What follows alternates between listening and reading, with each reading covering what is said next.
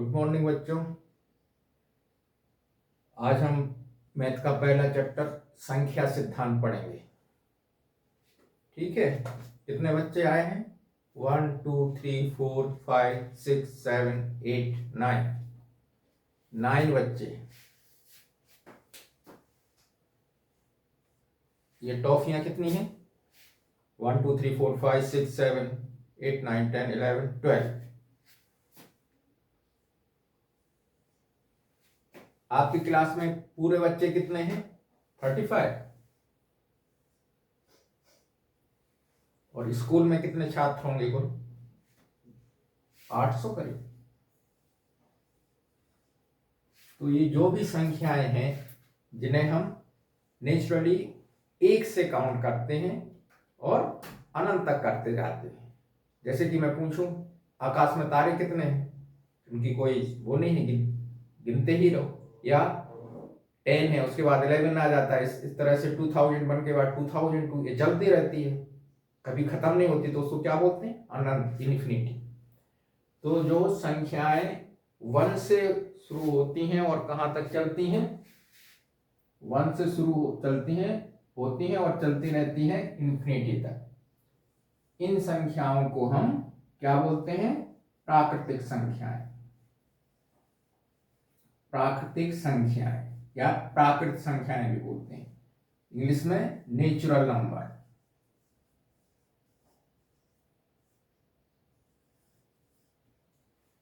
और इनको n से रिप्रेजेंट करते हैं। प्राकृतिक संख्याएं 1 2 3 4 5 6 और ये अनंत तक चलती है।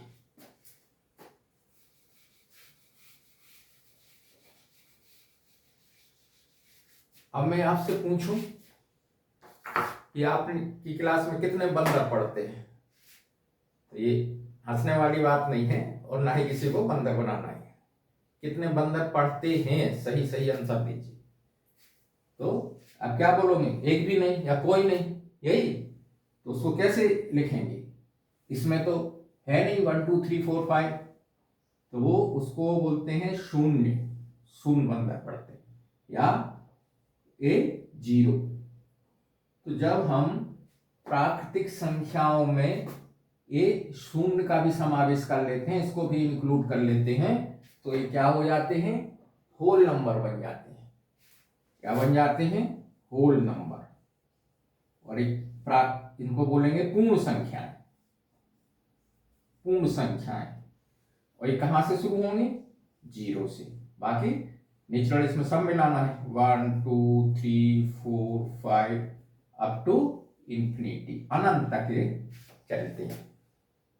इनको बोलते हैं होल नंबर या पूर्ण संख्याएं। ठीक है।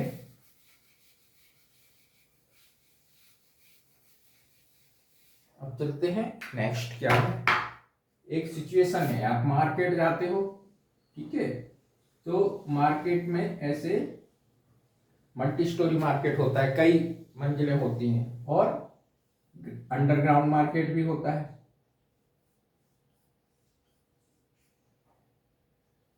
इसी तरह से जब हम पानी को गर्म करते हैं तो क्या है? वो गर्म होता रहता है, फिर ठंडा 0 हो जाता है, जम जाता है। इस तरफ भी हम ठंडा करते रहते हैं। जब हम बैंक में जाते हैं तो क्या होता है? हम पैसे जमा करते हैं और निकालते हैं। अब जैसे किसी ने 100 रुपए जमा किए और 50 निकाल लिए, तो उसका बैलेंस कितना बचा? 50। लेकिन अगर कोई 100 रुपए जमा करता है और 200 रुपए का लोन ले लेता है, तो उसका बैलेंस क्या रहा?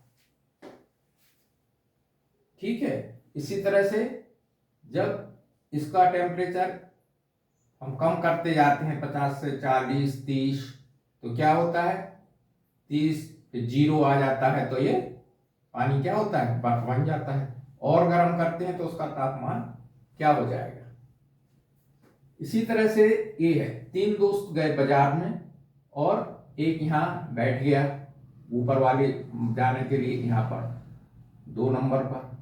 एक बैठ गया 4 नंबर सीढ़ी पर, और एक बैठ गया यहाँ पर 3 नंबर सीढ़ी पर। इसकी 1-1 फीट की हाइट है और वो अपना पेरेंट का इंतजार कर रहे हैं। अब ये सपोज इसकी हाइट कितने हाइट पर बैठा है, ये 2 फीट पर बैठा है, इसकी 2 है, इसकी 4 है। अब इसकी क्या होगी, या यहां से ये तापमान 0 से कम हो गया, ये क्या हो गया, और इनका बैलेंस क्या बचा, 100 रुपए तो जमा किए, 200 ले लिए। तो इन सब के लिए अब अपन को क्या जरूरत है, ऋणात्मक प्लस साइन और माइनस साइन, धन और ऋण लगाने की जरूरत है। और तो ये इनका इधर इनकी हाइट हो जाएगी -3, ठीक है, क्योंकि ये ग्राउंड है, ग्राउंड से नीचे गए तो -3, तो हमें माइनस का उपयोग करना पड़ा। यहां पर इनका हो गया +2, यहां पर +4।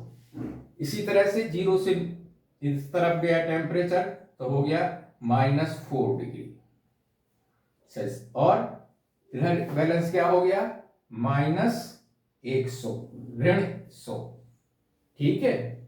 मतलब क्या हुआ कि अभी सिर्फ होल नंबर से अपना काम नहीं चल रहा है, ठीक है, हमें क्या है, ऋणात्मक अंकों की जरूरत है, ठीक है, और नाम भी है उसका पूर्णांक, ठीक है। तो इसमें पूर्णांक में क्या हो गए, पूर्णांक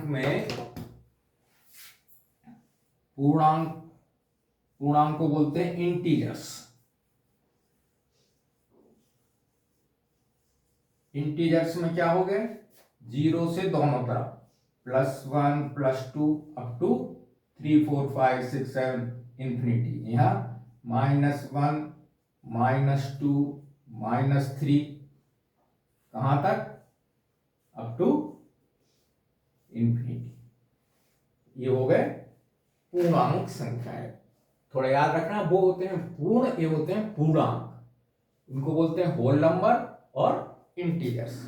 अब ऐसे है भी पूर्णांक, पूर्णांक अंक समझते हैं, जैसे कि ये है, इसमें अगर हम बात करें तो अंक कितने हुए, 0 to 10, 0 1 2 3 4 5 6 7 8 9 अप टू 9 ये अंक हुए, 0 से 9 तक ये अंक हुए, और इन अंकों से संख्याएं बन जाएंगी, जैसे कि 23। 23 क्या है, 2 अंकों की संख्या है, इसमें 2 अंक 2 और 3 है, ठीक है। और 9 क्या है, एक अंक की संख्या, मतलब 9 अंक भी है और संख्या है।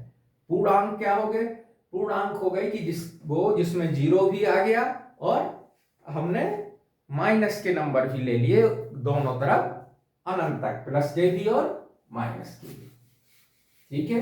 तो अभी अपने 3 तरह के नंबर क्लियर, 3 तरह की संख्याएं हो गए, प्राकृतिक संख्याएं जो 0 से इंफिनिटी तक चलती हैं, और पूर्ण संख्याएं जो 0 से चलती हैं, और पूर्णांक संख्याएं यानी इंटीजर्स जो है वो 0 के दोनों तरफ, ठीक है, 0 से +1 +2 +3 अप टू इंफिनिटी और माइनस। अभी ये देखेंगे, अब पूर्ण संख्याओं में भी कुछ संख्याएं आती हैं, ठीक है, इनको बोलते हैं अभाज्य संख्याएं, उन्हीं के पार्ट हैं, और भाज्य संख्याएं। अब जैसे कि नाम से भी पता चल रहा है कि भाज्य मतलब कि जो किसी संख्या का भाग चला जाता है, जानते हैं आप, जैसे कि यहां पर अपन भाग देते हैं, जैसे 16 में भाग दिया, 4 4 चौको 16, तो ये भाज्य कहलाता है, ये भाजक कहलाता है, ये भजनफल कहलाता है, और शेष 0। तो भाज्य मतलब कि जिनमें भाग चला जाता है, अभाज्य मतलब जिसमें भाग नहीं जाता। लेकिन किसका भाग नहीं जाता, ये थोड़ा समझने वाली बात है। जैसे कि यहां ले लिया हमने क्या, मान लो ले ले 7, और यहां ले लिया 16, यहां पर 7 ले लिया, यहां पर 16 ले लिया। तो 7 में क्या है कि इसमें किसी भी किस चीज का भाग जाता है, 1 का जाएगा और 7 का जाएगा। इसमें किसका जाएगा, 1 का जाएगा और 16 का जाएगा। लेकिन अब इसमें किसी दूसरी संख्या का भाग नहीं जा रहा, और इसमें जा सकता है, किसका जा सकता है, 2 का और 4 का और 8 का। ठीक है। तो जिनका भाग जाता है उन्हें क्या बोलते हैं, गुणनखंड। तो 7 के गुणनखंड क्या हुए, सिर्फ 1 और 7, और 16 के क्या हुए, 1 2 4 8, इन सबसे वो विभाजित है, इसके इतने गुणनखंड हो गए। तो अभाज्य संख्याएं किसे बोलेंगे, वे संख्याएं जिनके सिर्फ 2 फैक्टर होते हैं, ठीक है, 1 और 7 है इसके, 7 के केस में। और जिनके 2 से अधिक फैक्टर होते हैं उनको बोलते हैं अभाज्य संख्याएं। क्लियर, ये हुए अभाज्य, इनको बोलते हैं प्राइम नंबर, और इनको बोलते हैं कंपोजिट। क्लियर। लेकिन अब हमने जैसे 1 को लें, 1 क्या है, इसके 2 फैक्टर हैं, नहीं, इसका तो एक ही है। तो ये क्या हुआ, ना ये प्राइम नंबर हुआ ना कंपोजिट हुआ, मतलब ना ये भाज्य हुआ और ना ही अभाज्य। ठीक है। तो अब अभाज्य संख्या क्या हुई, 2 4 6 8, अभाज्य संख्या, सॉरी ये तो हो गई भाज्य संख्या है। ठीक है, भाज्य 2 का भी सिर्फ 2 ही फैक्टर होते हैं 2 के, तो ये अभाज्य में आएगा। क्लियर। तो ये इसमें क्या आ गया, भाज्य में 4 6 8, ठीक है, और अभाज्य क्या हो गई,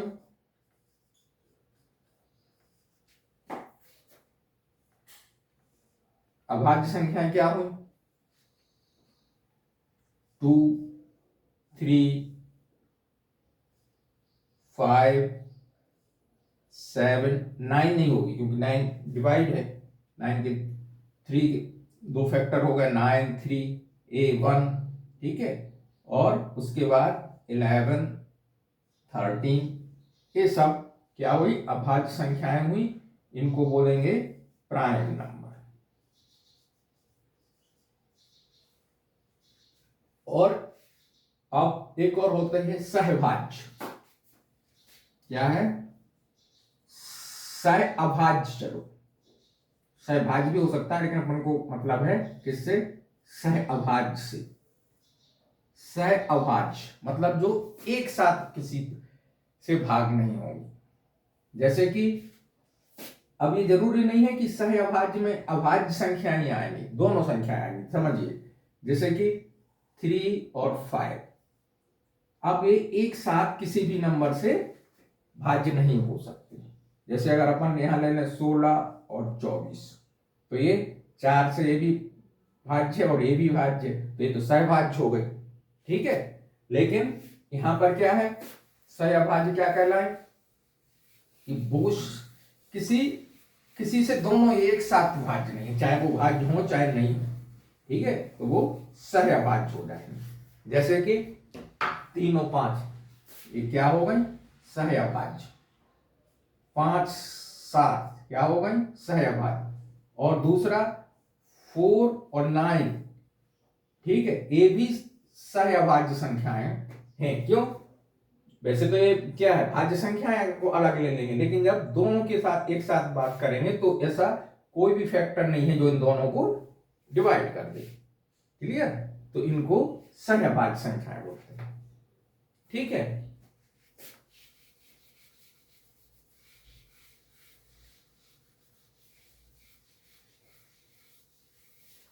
पूर्ण संख्याएं हो गई, वर्ग संख्याएं, पूर्ण वर्ग बोल सकते हैं अब, वर्ग संख्याएं, ठीक है, वो संख्याएं, पूर्ण वर्ग संख्याएं भी बोल दो। पूर्ण वर्ग संख्याएं स्क्वायर नंबर क्या हुए, जिनका रूट अंडर रूट निकल जाता है, मतलब जैसे कि 1 4 9 16, ये सब क्या हुई, ये वर्ग संख्याएं या स्क्वायर नंबर। ठीक है, अब इसका वर्गमूल आ गया 1, इसका 2, इसका 3, इसका 4। क्लियर, अब ये सपोज ये तो हो गया, अब मान लो ये तो हो गई पूर्ण वर्ग संख्याएं। अब ये पूर्ण वर्ग है कि नहीं है, ये देखें, तो 1 का वर्गमूल तो 1 आ जाता है, 2 का नहीं आता है, इसको ऐसे लिखेंगे, इसको ऐसे लिखेंगे, इसका फिर आ गया ये √2 √3, ठीक है। तो ये संख्याएं क्या हुई, ये वर्ग संख्याएं नहीं है, ठीक है।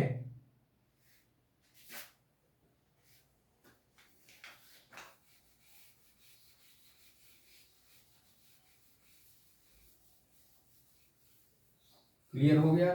प्राकृतिक संख्याएं जीरो से लेके अनंत तक चलती हैं, शून्य से लेके अनंत तक चलती हैं। जब उसमें शून्य शामिल हो जाता है तो ये पूर्ण संख्या या होल नंबर बन जाते हैं। जो जीरो से चल के अनंत तक चलते हैं, इंटीजर्स, वो हैं जो जीरो के दोनों तरफ अनंत तक -1 -2 -3 और 1 2 3 4 इंफिनिटी तक चलते हैं।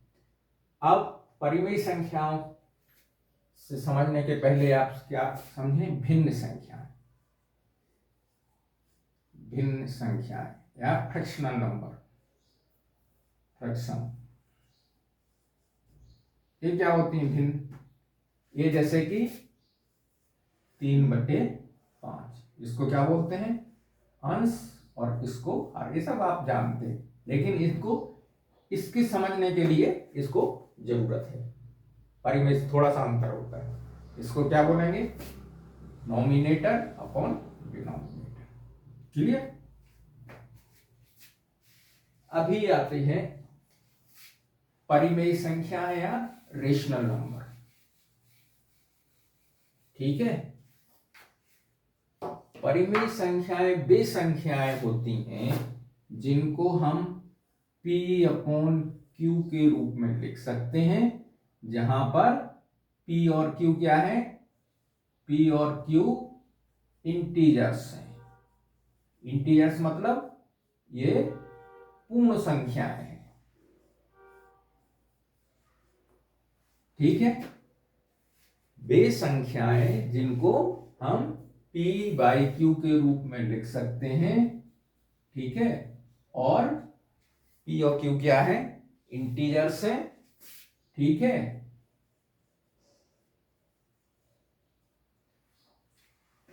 और एक और कंडीशन है कि Q जो है वो 0 के बराबर नहीं है, शून्य के बराबर नहीं है, ठीक है।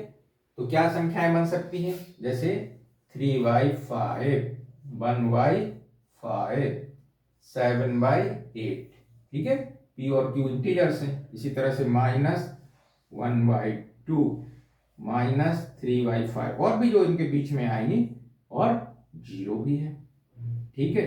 0 को क्या लिख सकते हैं, 0/1, क्लियर। लेकिन 0 नीचे नहीं होना चाहिए, Q is not equal to 0, ठीक है। Q शून्य के बराबर नहीं होना चाहिए, मीन्स मतलब A नहीं होना चाहिए ऐसा, क्योंकि इसको हम परिभाषित नहीं कर सकते, ठीक है। तो ये हो गई कौन सी, रेशनल नंबर, इसको Q से रिप्रेजेंट करते हैं, ठीक है। तो ये क्या हो गए, 0 के दोनों तरफ 1/2, 1/3, 1/ जितनी भी अप टू अनंत तक, और इसी तरह से इस तरफ भी।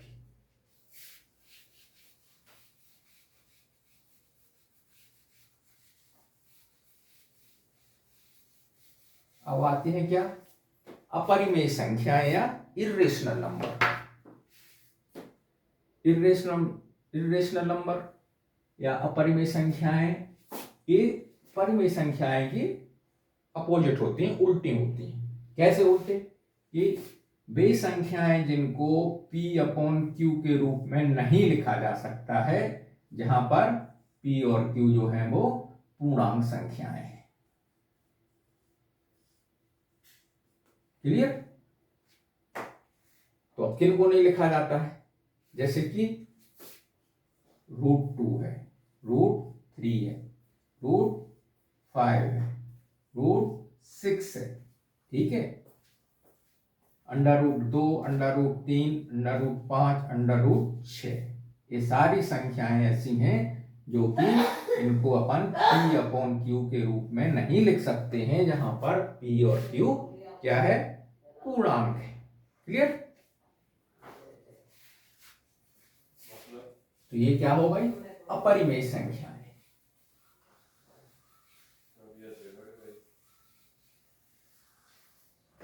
और अब आता है वास्तविक संख्याएं।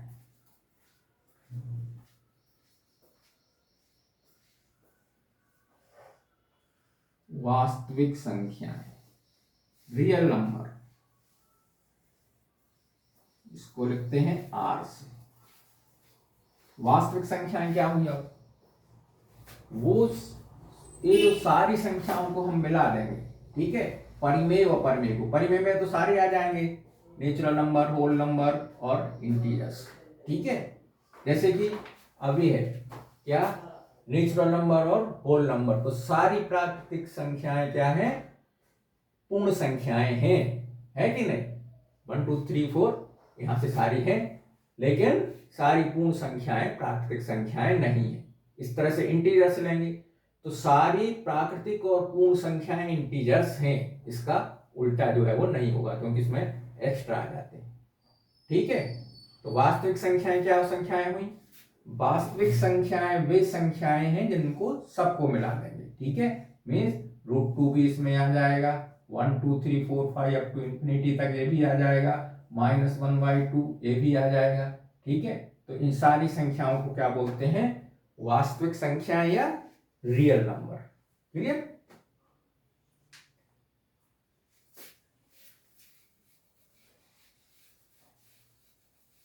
अब ये नेचुरल नंबर की तो अपन ने पढ़ लिया, क्या पढ़ लिया? प्राइम नंबर, कोई प्राइम नंबर, कंपोजिट नंबर, मतलब वो उसको बोलेंगे, हमने क्या पढ़ लिया उसमें? भाज्य, अभाज्य और सहभाज्य, ठीक है। अब इसके बच गई थी काय की इंटीजर्स यानी पूर्णांक। पूर्णांक में थोड़ा सा अलग अलग इनको कह सकते हैं, कैसे? धनात्मक पूर्णांक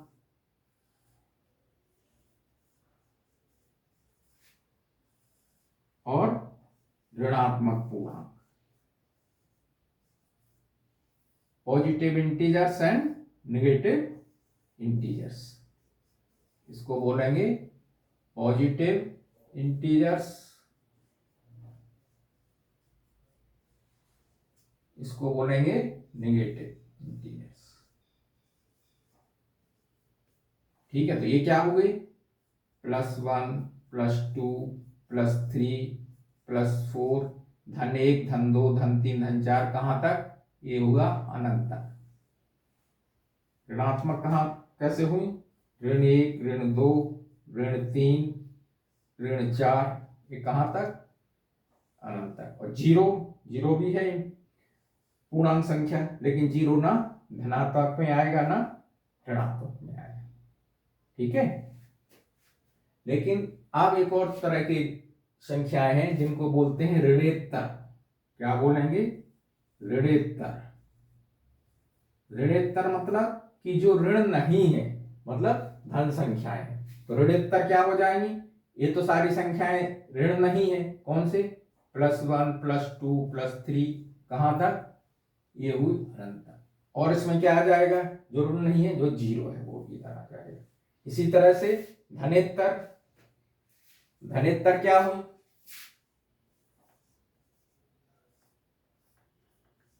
धनेतर संख्याएं, धनेतर मतलब कि जो धन नहीं है, ठीक है। तो वो क्या हो गए? ऋण 1 ऋण 2 ऋण 3 ऋण 4, इस तरह से ये अनंत तक जाएंगे और उसमें जीरो भी शामिल हो जाएगा, क्योंकि जीरो भी ऋण नहीं है, ठीक है। तो इसमें धनात्मक और ऋणेतर में जीरो का अंतर है, और ऋणात्मक और धनेतर में भी जीरो इंक्लूड हो जाता है, तो वो बराबर हो जाते हैं, ठीक है। लेकिन अलग अलग याद रखना है, धनात्मक में सारे धन और ऋणेतर में जीरो प्लस पॉजिटिव, ठीक है।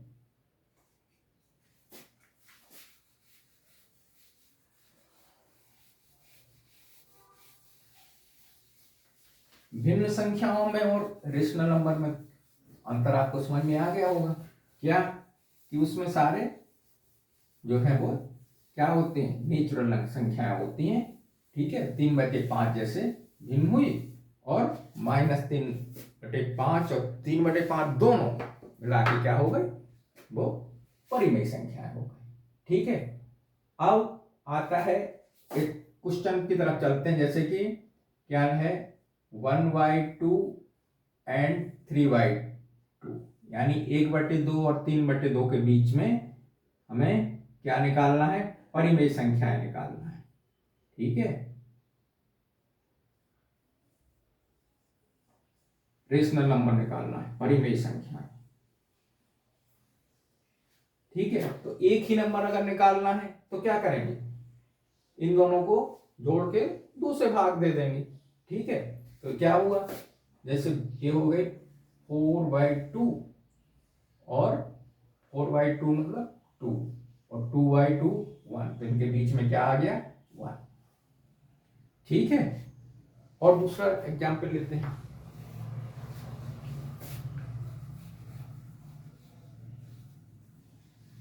जैसे 2/6 और 4/3 के बीच में क्या निकालना है, परिमेय संख्या निकालनी है। ठीक है, तो इसको क्या करेंगे, इसको पहले ऐड किया। ठीक है, एलसीएम आया 6, 2 प्लस 3 2 8, 8 और 2 10/6। 10/6 को क्या लिख सकते हैं, 5/3। अब इसको 2 से डिवाइड करेंगे तो क्या आ जाएगा, यहाँ पर 2 का गुणा हो जाएगा तो आ जाएगा 5/6। तो इनके बीच में क्या आ गया, 5/6। और भी अगर निकालना हो कि 2 संख्याओं निकालो तो फिर इन दोनों को जोड़ लेंगे। ठीक है, तो 2 और 5 7/6 और उसको 2 से डिवाइड किया तो आ गया 7/12। इस तरह से हम कितनी भी संख्याएं निकाल सकते हैं।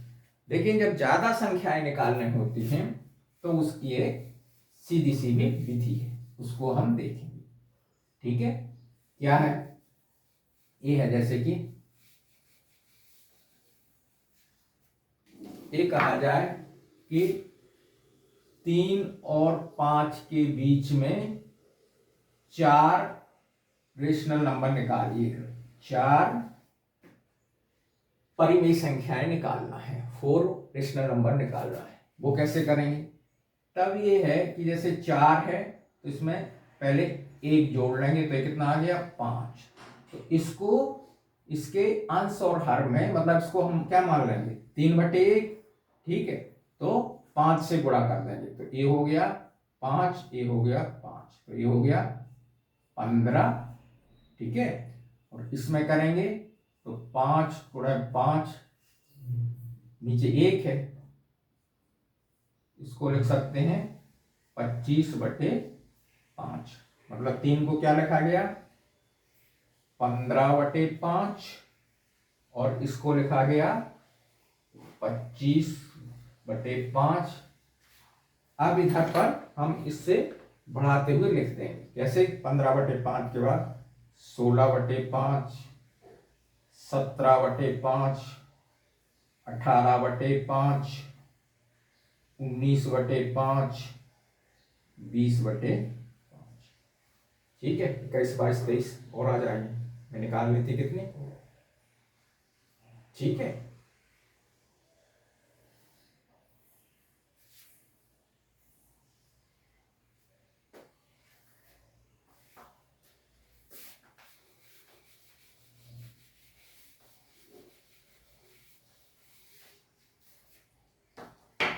एक बटे 3 और 2/3,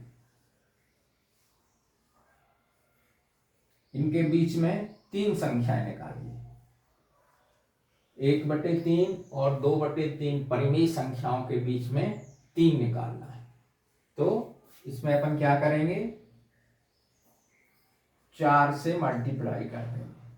ठीक है, तो इसको क्या लिखेंगे, 4 और 3 × 4, ऊपर भी 4 से गुणा कर दिया और नीचे भी, और इसमें 4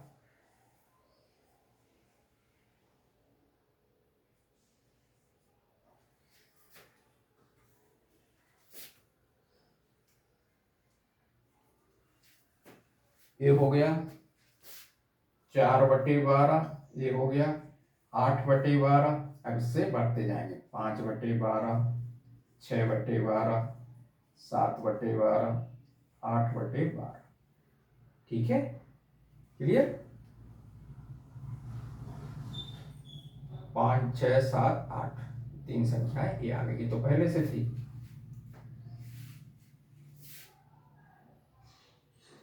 इस तरह से हम दो रेशनल नंबर के बीच में, दो परिमेय संख्याओं के बीच में कितनी भी संख्याएं निकाल सकते हैं, और दो परिमेय संख्याओं के बीच में क्या होंगे, इन्फिनिटी, मतलब बहुत सारी, अनंत जो है वो रेशनल नंबर और इरेशनल नंबर भी उन्हीं के बीच में होते हैं। ठीक है, अब फिर आपके बुक में क्वेश्चन क्या है कि √1 अंडर √1 तो 1 ही हो जाता है। ठीक है, तो √1 तो 1 ही है, √2, √3, √5, √x, इनको क्या करना है, जो लाइन नंबर है यानी कि संख्या रेखा पर कैसे प्रदर्शित करते हैं। रेशनल नंबर को तो आप जानते ही हो, रेशनल नंबर को तो क्या करना है, 0 से 1, 2, 3, यहाँ पर -1, -2, -3। अब जैसे इसको अपन को लिखना है, जैसे मान लो 1/2 करना है, तो इसके दो पार्ट हो जाएंगे, 1/2 यहाँ पर हो जाएगा, ये हो गया। ठीक है, 3/2 या 1 + 1/2 कर लेंगे, या 3 के दो पार्ट कर लेंगे। ठीक है, तो ये हो गया +3/2। इसी तरह से इस तरफ अगर रिप्रेजेंट करना है तो ये हो गया -1/2, और इस तरफ हो जाएगा -3/2। ये तो हो गया क्या कि किसको, परिमेय संख्याओं को यानी रेशनल नंबर को संख्या रेखा पर प्रदर्शित करना, नंबर्स लाइन पर कैसे हमने प्रदर्शित किया, कैसे इसको दिखाया। ठीक है, अब अपरिमेय संख्याओं को कैसे दिखाएंगे, जिससे √2, तो इसके लिए पाइथागोरस प्रमेय आप लोग जानते हैं, क्या होती है पाइथागोरस प्रमेय। ठीक है, पाइथागोरस प्रमेय क्या होती है कि ये इसको बोलते हैं लंब, इसको आधार, इसको कर्ण, तो लंब का स्क्वायर और आधार का स्क्वायर कर्ण के स्क्वायर के बराबर होता है। ठीक है, इस प्रमेय का प्रयोग करके हम अपरिमेय संख्याओं को किस पर प्रदर्शित करते हैं, संख्या रेखा पर। कैसे, जैसे कि संख्या रेखा तो वही हो गई, इस तरफ 0 से शुरू हुई, 1, 2, 3। ठीक है, अब हम यहां से चले, कैसे √2 को प्रदर्शित करना है, तो √2 क्या हुआ, √2 को पाइथागोरस प्रमेय के हिसाब से अगर अपन का इसका लंब ले लें, कितना लंब ले लें 1 और बेस ले लें 1, 1 का स्क्वायर 1, 1 का स्क्वायर 1, इसका हो गया स्क्वायर कर्ण का 2। ठीक है, तो कर्ण हो गया √2। ठीक है, समझ में आया। तो इसको जैसे कि यहाँ 1 है और अपन ने यहाँ पर भी A1 का जो है अपन ने क्या किया, इसका लंब यहाँ से 90 डिग्री बना के खींच दिया। ठीक है, A1 है, तो ये कितनी होगी, ये हो जाएगी √2। ठीक है, तो अब इसको यहाँ तक, अब हम क्या करेंगे, यहाँ से सेंटर करके एक कंपास की सहायता से इसको ऐसे क्या बना देंगे, चाप खींचा इधर का। ठीक है, तो ये क्या हो गया, यहां से यहां तक ये √2 हो गया। ठीक है, इसको यहां से यहां तक दिखा सकते। ठीक है, और अब √3 कैसे होगा, तो फिर यहां पर हमने क्या किया, फिर एक यूनिट कोई भी, जैसे 1 इंच या उसका खींच दिया, तो अब यहाँ पर 1 किया, अब यहाँ इसको मिला दिया, तो ये क्या हो गया, कर्ण हो गया इसमें। ठीक है, तो √2 का स्क्वायर कितना हुआ 2, 1 का कितना हुआ 1, तो इसका स्क्वायर क्या हो गया 2 + 1 यानी 3, तो ये क्या हो गई √3। अब इसको इधर रेखा पे लाना है तो फिर कंपास की सहायता से ऐसा करेंगे, इसका इतना डिस्टेंस लेके और यहाँ से फिर एक, तो ये क्या हो गई, ये आ गए √3। ठीक है, यहाँ से यहाँ तक इस तरह से हम इसको क्या √2 √3 √5 में फिर ऐसे करेंगे। ठीक है, 3 अब 2 का खींचेंगे तो 3 और 2 5। ठीक है,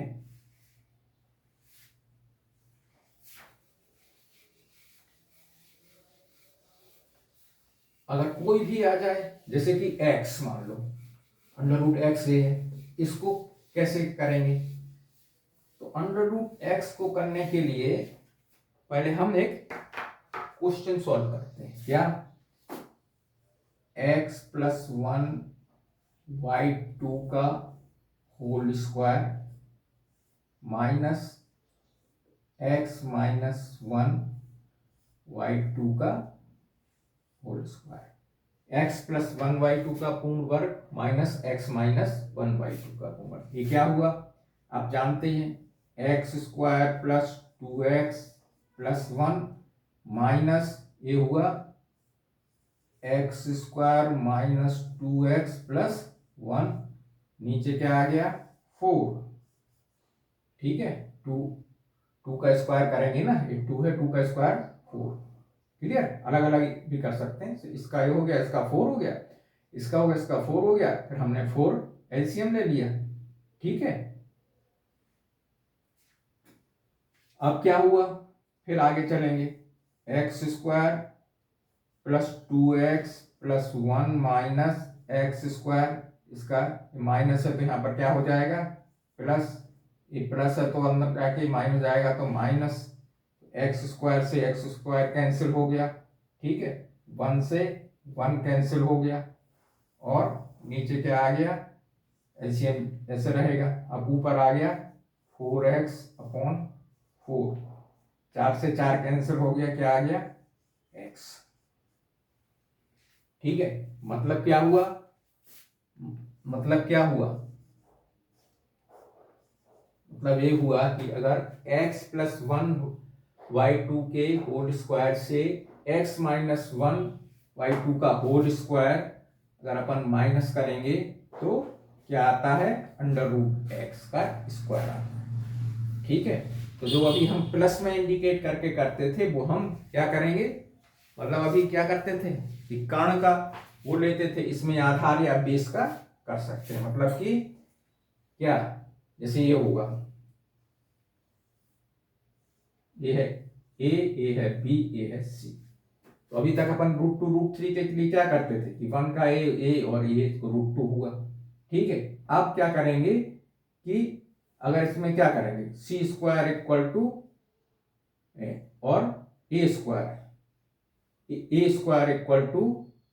c² - b²। इसी तरह से √x का स्क्वायर x + 1 का स्क्वायर, x + 1 y2 का whole square minus x - 1 y2 का होल स्क्वायर।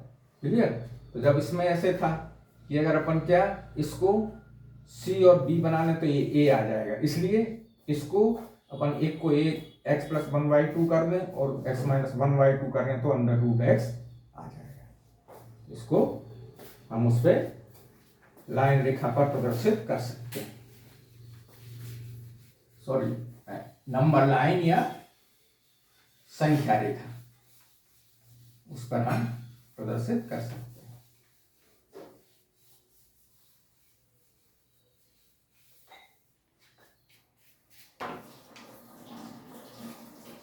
ये है सपोज ये VCA, यहां से हमने ले लिया, ये सपोज x है। ठीक है, यहाँ पे ये बन जाएगी रेखा। ठीक है, ये नंबर रेखा हो गई। ठीक है, ये x है, हमने क्या किया इधर एक यूनिट बढ़ा ली। ठीक है, ये हो गया, यहाँ पर फिर इसको डिवाइड कर दिया, ये बाद में लिखते हैं। जो है संख्या रेखा पर x मार्क कर लिया, फिर 1 यूनिट बढ़ा लिया, तो ये कितनी हो गई x+1। ठीक है, इसको डिवाइड कर दिया तो ये कितनी हो गई x+1y2 मीन्स ए बी हो गई x+1y2। ठीक है, और BC कितना हुई, BC कितनी हुई x +1y2। ठीक है, इसको निकालना है BC को, तो ये पूरी तो है x, इतनी हमने जो इसकी आधी कर ली थी। ठीक है, तो ये आ गया x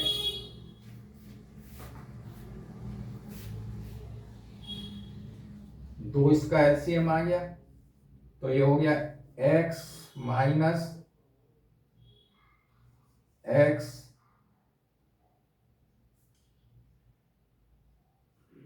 x+1। ठीक है, x में से ये हो गया 2x। ठीक है, 1 2 जा 2, 2x, एक दूनी 2 और ये 2x। ठीक है, -x+1। ठीक है, इसमें से ये हो गया, ये इधर जाएगा तो ये माइनस हो जाएगा। ठीक है, ए भी माइनस हो जाएगा, ए भी माइनस हो जाएगा। 2x में से माइनस x गया तो x-1y2। ठीक है, मतलब कि BC कितनी हो गई x-1y2। ठीक है, यहां से यहां तक हमने क्या लिया, x लिया, फिर 1 यूनिट बढ़ा ली यहां से, फिर उसका 2 पार्ट कर लिया, तो ए बी हो गई x+1y2, BC आ गया x-1y2। अब हमें कर्ण बनाना है x+1y2 का, तो यहां से यहां तक ले लेंगे और यहां से फिर हम वही इसका ऐसे चाप खींचेंगे। ठीक है, तो ये कितना हुआ, ये आ गया x+1y2। ठीक है, और ये कितनी है, ये है x-1y2। ठीक है, इसको हम ऐसे करते हैं। ठीक है, ये है x-1। ठीक है, और ये है x+1। ठीक है, तो ये आ जाएगा √x। क्लियर।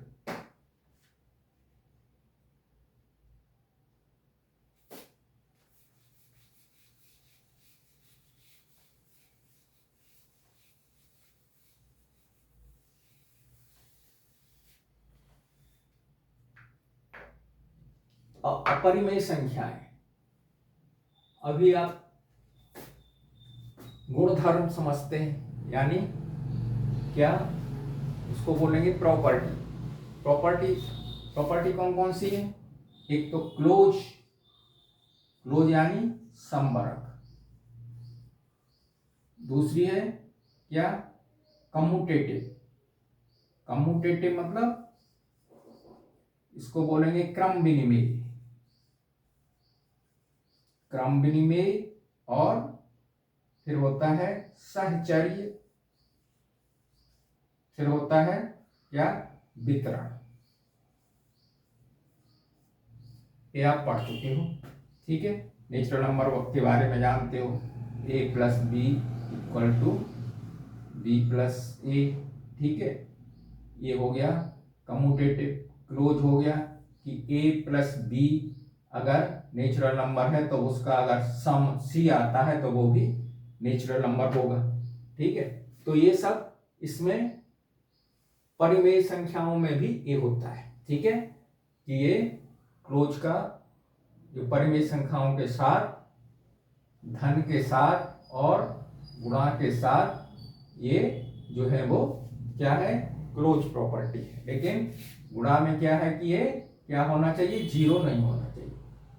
ठीक है, मतलब ये है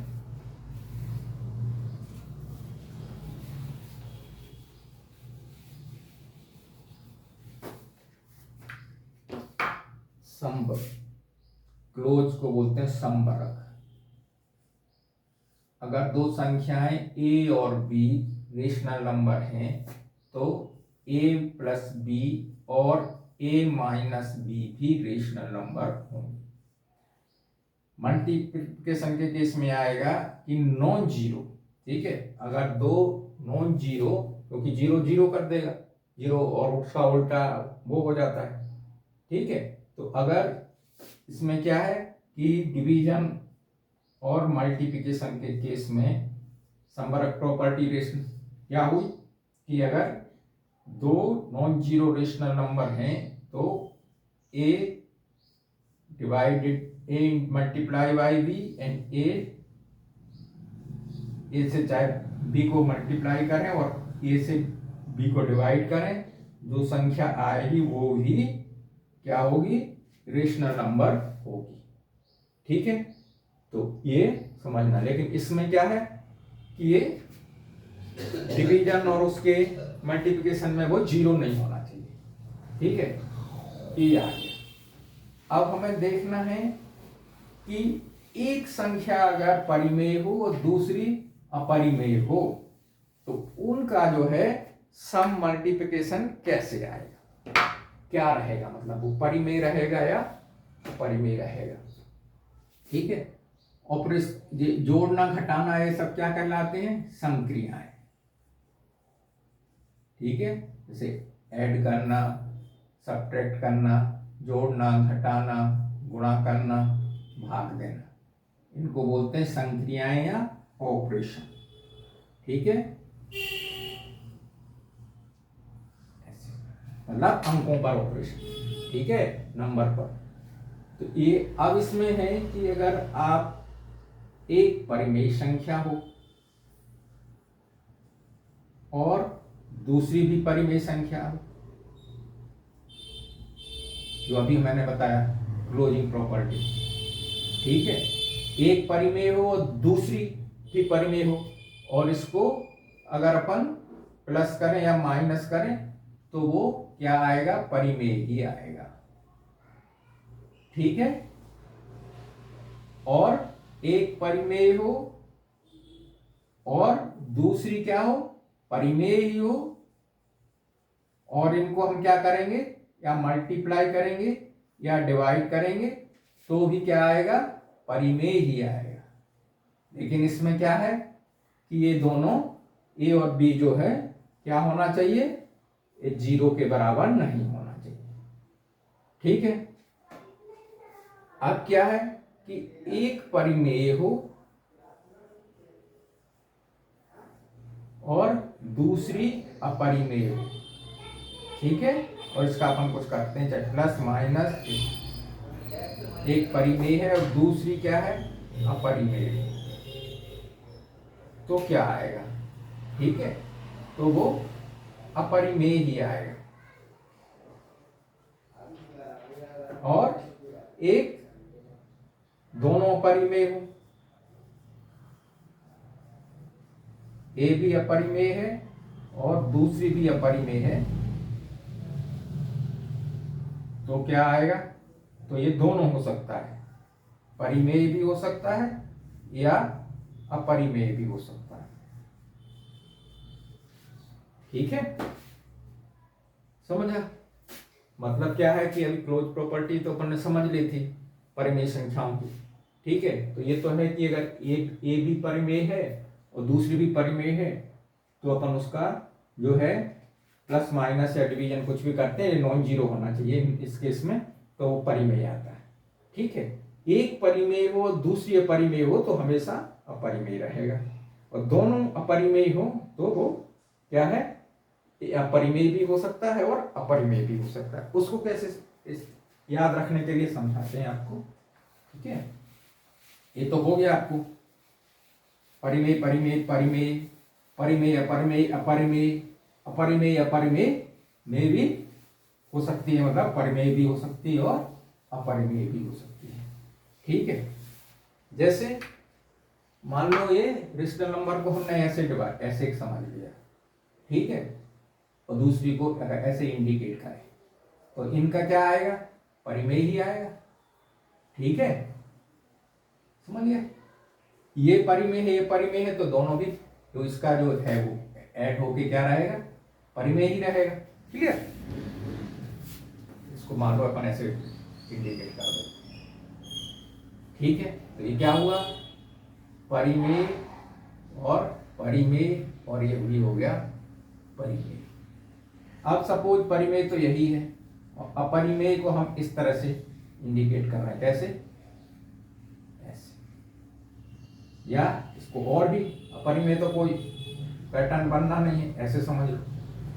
ठीक है, ऐसे भी समझ सकते हैं। तो ये है परिमेय और ये है अपरिमेय, तो अब जो इसमें ऐड होगा तो क्या आएगा, अपरिमेय भी होगा, चाहे माइनस करेंगे तो भी इसी तरह से आएगा। ठीक है, परिमेय और अपरिमेय। अब क्या है, अगर ये ऐसा भी रहा तो भी इधर ऐसे अपरिमेय आ जाएगा, माइनस करेंगे तो ऐसे आ जाएगा, ये माइनस हो गया। ठीक है, तो क्या अगर एक परिमेय है दूसरी परिमेय है, अगर मल्टीप्लाई करेंगे तो भी उतना मल्टीप्लाई करके ऐसे इसी तरह के आएंगे। मतलब क्या है कि एक परिमेय और दूसरी परिमेय संख्या हो तो परिमेय ही आता है, एक परिमेय और दूसरी अपरिमेय का जो जोड़ना घटाना मल्टीप्लिकेशन और डिवीजन वो है लो अपरिमेय ही रहता है। ठीक है, और दोनों अपरिमेय परिमेय कैसे हो सकते हैं, वो ऐसे, सपोज ये है, मान लो एक अपरिमेय संख्या इस ऐसे और दूसरी सपोज ऐसे हो गई, तो अब कभी ये कंडीशन आ जाएगी कि ये जो है मिला के इस तरह से हो जाए। ठीक है, कि ये कंडीशन इसमें हो जाए और ये ऐसे हो जाए, तब क्या होगा, ये परिमेय हो जाएगी। ठीक है, कभी कंडीशन मिल गई, लेकिन अधिकतर ये नहीं मिलेगी। ठीक है, तो वो अपरिमेय ही रहेगी। ठीक है, मतलब क्या है कि अगर ये तो सब समझने के लिए कि दोनों परिमेय तो परिमेय, एक परिमेय एक अपरिमेय तो अपरिमेय, और अपरिमेय अपरिमेय मिला के परिमेय भी हो सकते हैं, अपरिमेय हो सकते हैं जब ये संक्रियाएं करते हैं उनके ऊपर। ठीक है, तो अभी आपके बेसिक जो है पॉइंट अच्छी तरह से क्लियर हो गए होंगे। ठीक है, अब हम और क्वेश्चन जो एक्सरसाइज किया जो कोई है लेफ्ट ओवर पार्ट जो है वो हम क्या करेंगे, अगले वीडियो में डिस्कस करेंगे। ठीक है, thank you, have a good day.